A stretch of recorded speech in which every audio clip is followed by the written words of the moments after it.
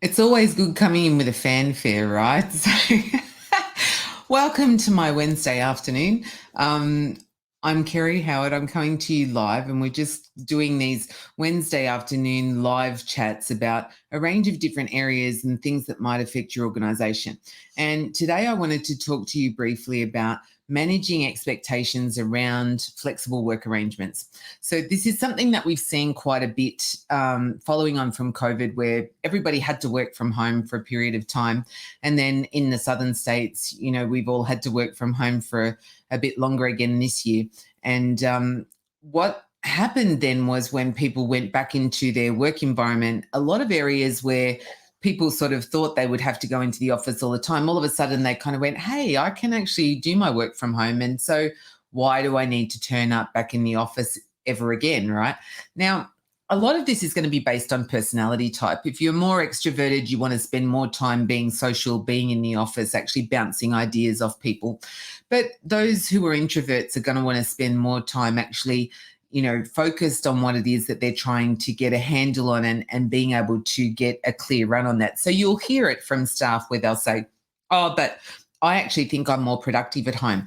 Now, I'm not saying that they're not, but out of your 5-day working week, let's assume everybody's going to work one, they probably really should be encouraged to come into the office at least 2 days a week. And the reason for that is because there's a number of things that happen in our social contexts around the work environment that we just don't get to feel like we're part of that group if we're not actually ever attending the office work site, right? So it seems like it's not much and it seems like it's better for everybody, but there are a couple of different sort of challenges socially about why we need to do that. Now, essentially, negotiating around flexible work arrangements comes down to what we call job design. So I want to just check in about those of you who might be listening live. So if you're listening live right now, before I get in and talk to you about job design, I wonder whether or not you can just put in the chat below that you're live and watching live. And if you're watching this on a replay, be great to just put that comment in that you're watching the replay later, and we'll come back and make comments later on about any questions that people might have. So also feel free to put some things in the comments as we go. All right. So the things that I'm going to talk to you about in terms of job design are really quite important because it's the change that COVID brought. And let me step back one. Prior to COVID, actually, there was an obligation that if you had somebody working from home, you as the employer actually had to do a workplace assessment of their home office setup and make sure that everything was okay, because in essence, while ever they're working, their job sort of work area is the employer's responsibility. And there had been a legal case with Telstra prior to all of the COVID stuff that had actually said, yes, when a person is working from home, then their work environment, whether that's their home or not, suddenly becomes the employer's responsibility. And I'm no lawyer, so I don't know whether or not that has actually been tested since COVID. But I certainly know that even for myself at the very beginning of COVID, when I had staff working from home, I had to give them a checklist to go through and set up the workstation and make sure everything was okay, make sure that they had access to the right equipment, all of that sort of, stuff. So why does that then become a problem when we start talking about flexible work arrangements? We get into a little bit of a tricky area because it's kind of like, well, where does the employer's obligation end and the employee's obligation begin? So if you have a home workstation set up, for example, who has to pay for that? If it's something that the employee sets up, like with COVID, where we had no choice and we just had to do it because we were told at a public health level we all had to stay home. If you went and paid for a workstation setup, then that was something you could claim off your tax, right? Talk to your accountant. I'm sure that that's something that they said that you could do. But that then brings into this really interesting grey area about what is the obligation of the kind of organisation to provide for you, and what could you provide yourself, and where's the middle ground? Where do you negotiate that? So this comes into when we're negotiating around flexible work arrangements. It's not simply a matter of me deciding that I work better at home and therefore I want to just work from home all the time. There has to be a level of negotiation, and that has to come on both sides.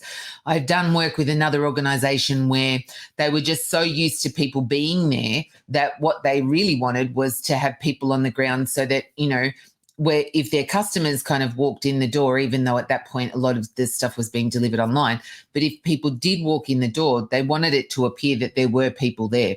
Or if board members actually walked around, they wanted to see that people were on the ground. Now, that's tricky because that's just perception management. And what really, given everything that's happened in COVID, why would there need to be an expectation met that's a perception by the people who are walking in the door as the customers or the board members, that just because there aren't physically people there with bums on seats, that there's nobody doing any work, because it's just not true. It's a perception management thing. So we get into this really interesting space coming back into the workplace post-COVID, where a lot of people are kind of not sure what they're allowed to ask for, or even as the employer, what they're, allowed to enforce. I mean, as part of the employment contract, the expectation is that the person is going to come into the work environment, but there is also a need to have a little bit of flexibility. We have to stop and think about roles and whether or not the job role itself has some confidentiality elements to it.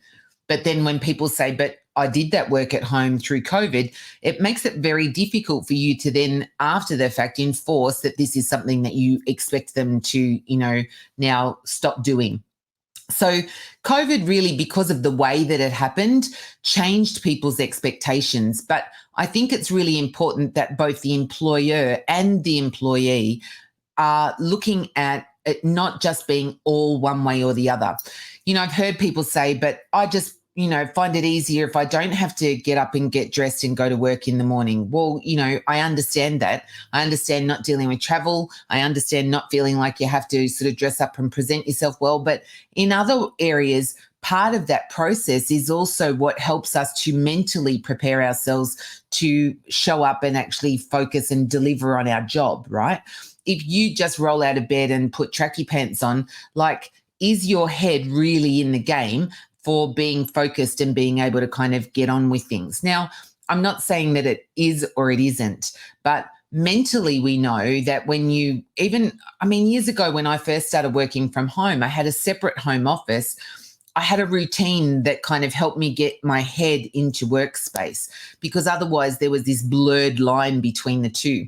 And we noticed that a lot through COVID. A lot of people had to set up a space in their house that they could go into that meant to their head that they were working, or they put on certain clothes, or they did things. But then a lot of us got used to not having to do that and still being able to work. And what happened then was that our leisure time and our working time got really blurred. And all of a sudden we were so used to working in our gym pants at the computer that all of a sudden we're working 10-hour days instead of, 7.5 or 8. So it's really interesting about what happens in that kind of when we get used to a different way of doing things and we just adapt to our surroundings, so that then when we go back to, let's go back to work, all of a sudden we kind of go, I don't want to go. I don't want to be in the office. I really like the fact that I don't have to kind of get up and get dressed and get out of the house. 100% with you. But it's a negotiation. It can't really be all one way or all the other. But I think as employers too, we have to be open to a little bit more flexibility.